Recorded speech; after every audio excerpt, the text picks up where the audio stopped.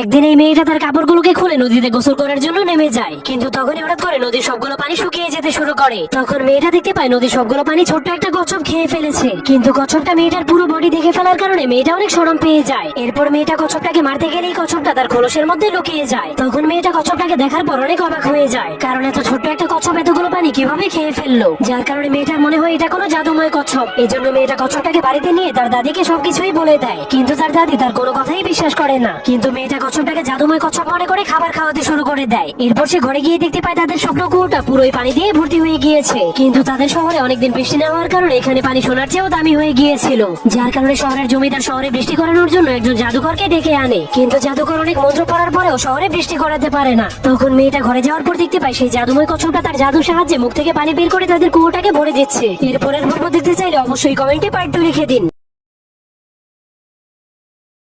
সিংহটার গাড়িটা বৃদ্ধ দাদির গাড়িটাকে ওভারটেক করার অনেক চেষ্টা করে, কিন্তু তখনই বৃদ্ধ দাদির গাড়িটা গোলাপী সিংহের গাড়িটাকে ধাক্কা মেরে পাহাড় থেকে ফেলে দেয়, কিন্তু তখনই তার গাড়িটা প্যারাশুট করে সেই শোরুমেই ল্যান্ডিং হয়ে যায়, যার কারণে গোলাপী সিংহটা গাড়ি থেকে নেমে সেই লোকটার কাছ থেকে টাকা নিয়ে সেখান থেকে চলে যায়।